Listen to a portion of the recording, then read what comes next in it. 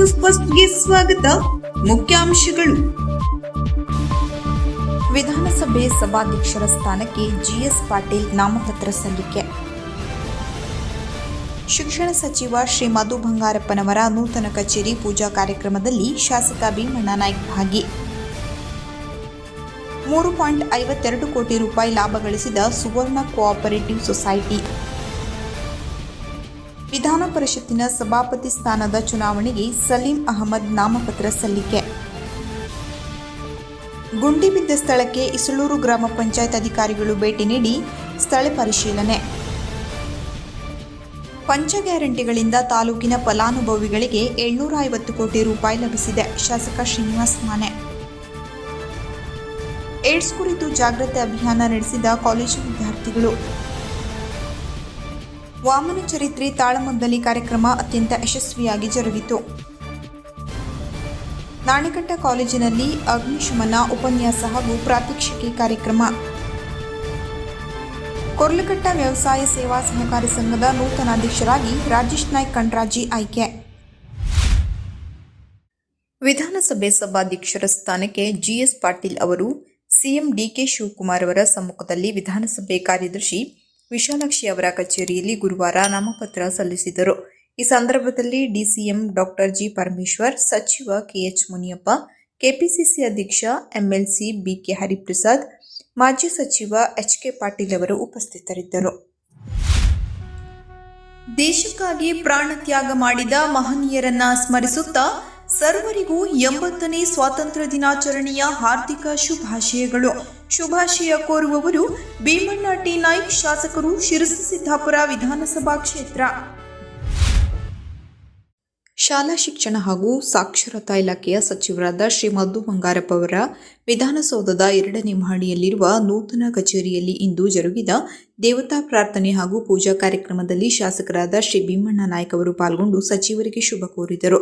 ಈ ಸಂದರ್ಭದಲ್ಲಿ ಶಾಸಕರಾದ ಶ್ರೀ ಭೀಮಸೇನಾ ಬಿ ಚಿಮ್ಮನಕಟ್ಟಿ, ಪಕ್ಷದ ಹಿರಿಯ ನಾಯಕರು, ಶಿಕ್ಷಣ ಇಲಾಖೆಯ ಹಿರಿಯ ಹಾಗೂ ಕಿರಿಯ ಅಧಿಕಾರಿಗಳು, ಕಚೇರಿಯ ಸಿಬ್ಬಂದಿ ವರ್ಗ, ಆತ್ಮೀಯರು ಹಾಗೂ ಪ್ರಮುಖ ಕಾರ್ಯಕರ್ತರು ಉಪಸ್ಥಿತರಿದ್ದು ಸಚಿವರಿಗೆ ಶುಭ ಹಾರೈಸಿದರು. ಇದೇ ವೇಳೆ ಮಾತನಾಡಿದ ಶಾಸಕ ಭೀಮಣ್ಣ ನಾಯ್ಕ ಅವರು, ನಮ್ಮ ರಾಜ್ಯದ ಶಿಕ್ಷಣ ಕ್ಷೇತ್ರದಲ್ಲಿ ಅಭೂತಪೂರ್ವ ಸಕಾರಾತ್ಮಕ ಬದಲಾವಣೆಗಳನ್ನು ತಂದು ನಾಡಿನ ಪ್ರತಿಯೊಬ್ಬ ಮಗುವಿಗೂ ಗುಣಮಟ್ಟದ ಶಿಕ್ಷಣವನ್ನು ತಲುಪಿಸುವ ನಿಟ್ಟಿನಲ್ಲಿ ಪ್ರಾಮಾಣಿಕವಾಗಿ ಶ್ರಮಿಸಲು ಸಚಿವ ಮಧು ಬಂಗಾರಪ್ಪ ಅವರಿಗೆ ನಮ್ಮ ಸಂಪೂರ್ಣ ಬೆಂಬಲ ಹಾಗೂ ಆಶೀರ್ವಾದ ಸದಾ ಇರಲಿದೆ. ಅವರ ನೇತೃತ್ವದಲ್ಲಿ ರಾಜ್ಯದ ಶಿಕ್ಷಣ ಕ್ಷೇತ್ರವು ಮತ್ತಷ್ಟು ಸಾಧನೆಯ ಶಿಖರಕ್ಕೇರಲಿ ಎಂದರು.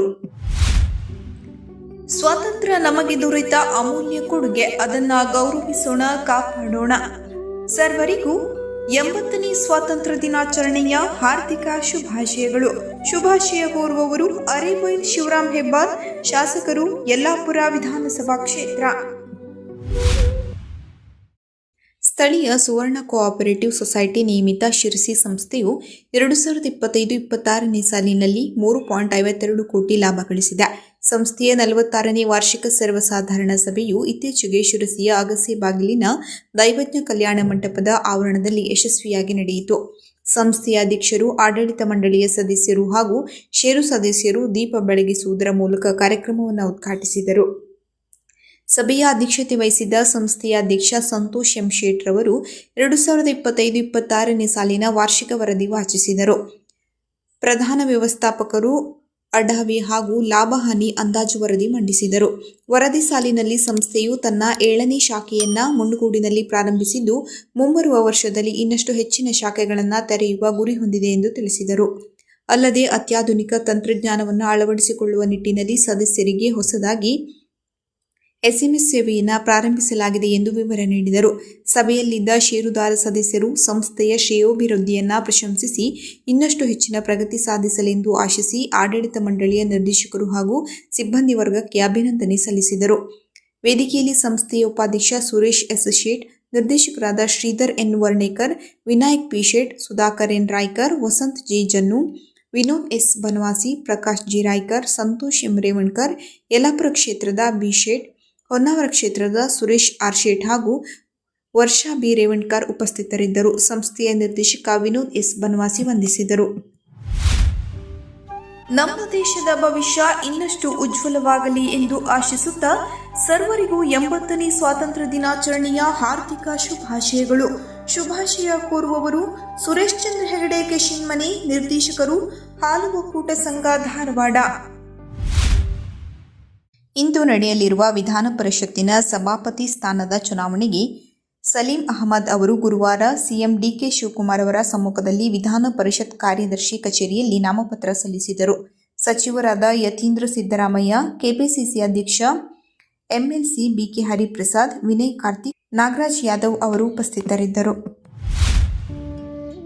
ಸಮಸ್ತ ನಾಡಿನ ಜನತೆಗೆ 80ನೇ ಸ್ವಾತಂತ್ರ್ಯ ದಿನಾಚರಣೆಯ ಹಾರ್ದಿಕ ಶುಭಾಶಯಗಳು.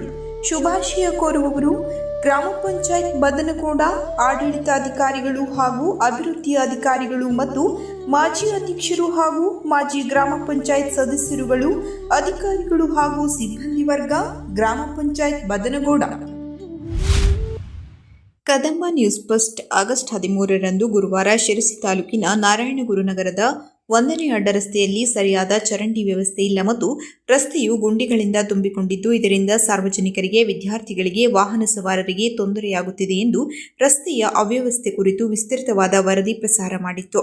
ಈ ವರದಿಗೆ ಸ್ಪಂದಿಸಿ ಇಸಳೂರು ಗ್ರಾಮ ಪಂಚಾಯತ್ ಆಡಳಿತಾಧಿಕಾರಿಗಳು ಮತ್ತು ಅಭಿವೃದ್ಧಿ ಅಧಿಕಾರಿಗಳು ಹಾಗೂ ಕಾರ್ಯದರ್ಶಿಗಳು ಸ್ಥಳಕ್ಕೆ ಭೇಟಿ ನೀಡಿ ಪರಿಶೀಲನೆ ನಡೆಸಿ ತಾತ್ಕಾಲಿಕ ಚರಂಡಿ ವ್ಯವಸ್ಥೆ ಮತ್ತು ಗುಂಡಿ ಬಿದ್ದ ಸ್ಥಳಗಳಿಗೆ ಮಣ್ಣು ತುಂಬಿಸಲಾಗುತ್ತದೆ ಹಾಗೂ ವಿದ್ಯುತ್ ಕಂಬಗಳಿಗೆ ಬೀದಿ ಲೈಟ್ಗಳನ್ನು ಅಳವಡಿಸಲಾಗುತ್ತದೆ ಎಂದು ಇಸಳೂರು ಗ್ರಾಮ ಪಂಚಾಯತ್ ಆಡಳಿತಾಧಿಕಾರಿ ಗಣೇಶ್ ಹೆಗಡೆ ಸಾರ್ವಜನಿಕರಿಗೆ ಭರವಸೆ ನೀಡಿದರು. ಈ ಸಂದರ್ಭದಲ್ಲಿ ಇಸಳೂರು ಗ್ರಾಮ ಪಂಚಾಯತ್ ಆಡಳಿತಾಧಿಕಾರಿ ಗಣೇಶ್ ಹೆಗಡೆ, ಪಿಡಿಒ ಕುಮಾರ್ ವಾಸನ್, ಕಾರ್ಯದರ್ಶಿ ವೆಂಕಟೇಶ್ ಶೆಟ್ಟಿ ಹಾಗೂ ನಾರಾಯಣಗುರು ನಗರದ ಸಾರ್ವಜನಿಕರು ಉಪಸ್ಥಿತರಿದ್ದರು. ಈ ಒಂದು ರಸ್ತೆಯನ್ನು ನಾವು ಪಂಚಾಯತಿಯಿಂದ ಬಂದು ಪರಿಶೀಲಿಸಿದ್ದೇವೆ.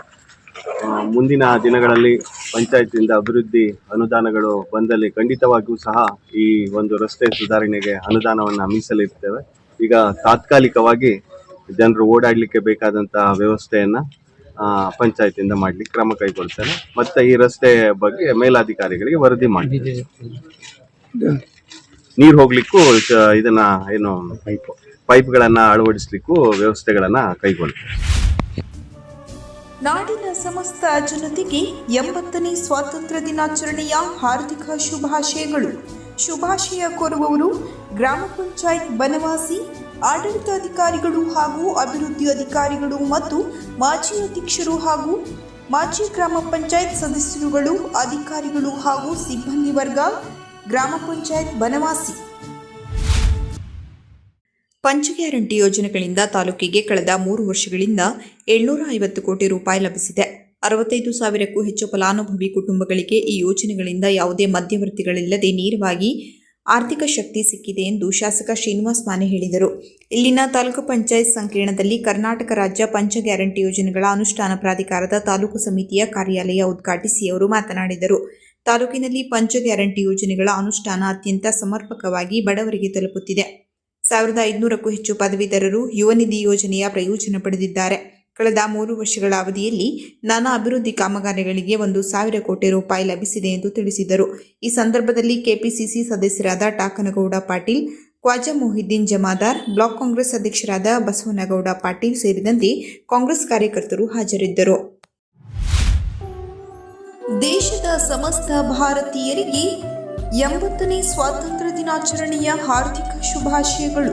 ಶುಭಾಶಯ ಕೋರುವವರು ಗ್ರಾಮ ಪಂಚಾಯತ್ ಹಲಗದ್ದೆ ಆಡಳಿತಾಧಿಕಾರಿಗಳು ಹಾಗೂ ಅಭಿವೃದ್ಧಿ ಅಧಿಕಾರಿಗಳು ಮತ್ತು ಮಾಜಿ ಅಧ್ಯಕ್ಷರು ಹಾಗೂ ಮಾಜಿ ಗ್ರಾಮ ಪಂಚಾಯತ್ ಸದಸ್ಯರುಗಳು, ಅಧಿಕಾರಿಗಳು ಹಾಗೂ ಸಿಬ್ಬಂದಿ ವರ್ಗ, ಗ್ರಾಮ ಪಂಚಾಯತ್ ಹಲಗದ್ದೆ. ನಗರದ ಜಿಸಿ ಕಾಲೇಜಿನ ರೆಡ್ ಕ್ರಾಸ್ ರಾಷ್ಟ್ರೀಯ ಸೇವಾ ಯೋಜನೆ ಎನ್ಸಿಸಿ ಘಟಕಗಳ ವತಿಯಿಂದ ಬುಧವಾರ ಅಂತಾರಾಷ್ಟ್ರೀಯ ಯುವ ದಿನಾಚರಣೆ ಆಚರಿಸಲಾಯಿತು.